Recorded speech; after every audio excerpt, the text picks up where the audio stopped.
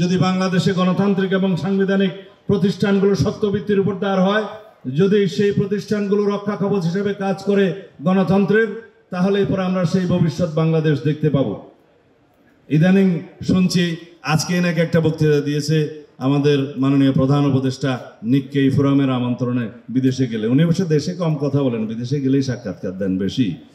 তো ওইখানে উনি বলেছেন যে একটি মাত্র দল ডিসেম্বরের মধ্যে নির্বাচন চেয়েছে।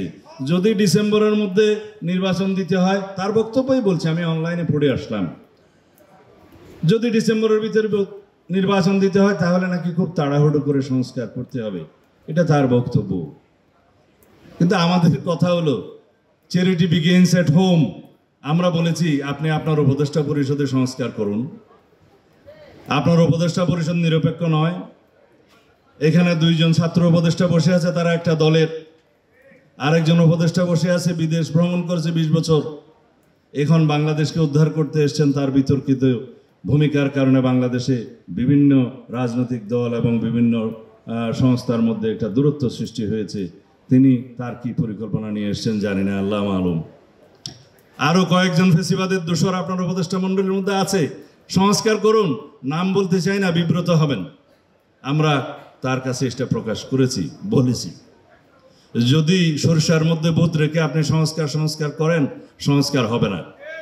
আর সংস্কার এমন কোন সংস্কার নেই, সমস্ত সংস্কার যেগুলো এগ্রিড হবে, একটা ন্যাশনাল কনসেনসাস হবে, ব্রডার কনসেনসাস হবে, সেই সমস্ত সংস্কারগুলো 1 সপ্তাহ থেকে 1 মাসের ভিতরে বাস্তবায়ন করা সম্ভব। যদি আপনি না পারেন আমাদেরকে বলেন, আমরা করে দেব।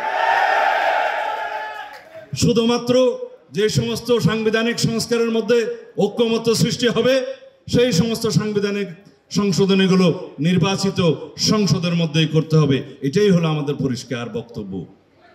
সুতরাং সংস্কার বলে যে আপনারা ফেনা তুলছেন মুখে, কয়টা সংস্কার করেছেন? কোন ডিপার্টমেন্টে, কোন আইনে যে সংস্কারগুলো আপনারা আনতে চান, যেগুলো নির্বাহী আদেশে সম্ভব, করে দেন। জুডিশিয়ারি সংস্কার তো প্রায় হয়ে গেছে ঐক্যমত্য, অপেক্ষা করার তো কোনো দরকার নেই। জুডিশিয়ারি ভার্ডিক্টের মধ্য দিয়ে অনেক সংস্কার ইতিমধ্যে করে ফেলেছেন। যে সমস্ত জুডিশিয়ারির সংস্কারগুলো দরকার, প্রধানত হচ্ছে একটা জাস্টিস নিয়োগের আইন করা, প্রধানত হচ্ছে সুপ্রিম জুডিশিয়াল কাউন্সিলের মধ্যে আরও বেশি সংস্কার করা। এটা আর্টিকেল 96 অনুসারে। প্রধানত সংস্কার হচ্ছে আর্টিকেল 116 অনুসারে অধস্তন আদালতের নিয়ন্ত্রণ ক্ষমতা নিয়ে আসা। সুপ্রিম কোর্ট ইজ এনাফ, ভার্ডিক্টের মধ্যে দিয়ে সমস্ত সংস্কার হয়ে যাবে। এবং ডিসেন্ট্রালাইজেশনের ব্যাপারে কিছু ঐক্যমত হয়েছে, সেটা তারা করতে পারে। এমনকি আমাদের জন্য অপেক্ষা করারও দরকার হবে না। তারপরেও যেহেতু এগুলো আবার রেটিফিকেশন হবে নেক্সট পার্লামেন্টে, সেজন্য ঐক্যমতের ভিত্তিতে করা দরকার। হয়ে গিয়েছে।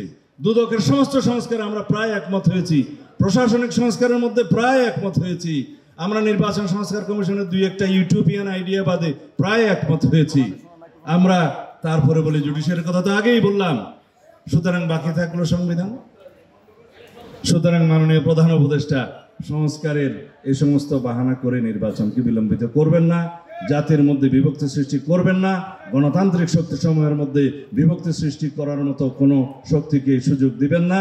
এবং দয়া করে আমাদের এখানে ফেসিবাদ বিরোধী যে জাতীয় ঐক্য আছে, সেই জাতীয় ঐক্যকে আমরা যাতে দৃঢ় করি, ইস্পাত কঠিন সংকল্প নিয়ে সেই জাতীয় ঐক্যকে ধরে রেখে আগামী দিনের বাংলাদেশে আমাদের এগিয়ে যেতে হবে। এবং সেই বাংলাদেশ, আমাদের নেতা স্লোগান দিয়েছেন, সবার আগে বাংলাদেশ।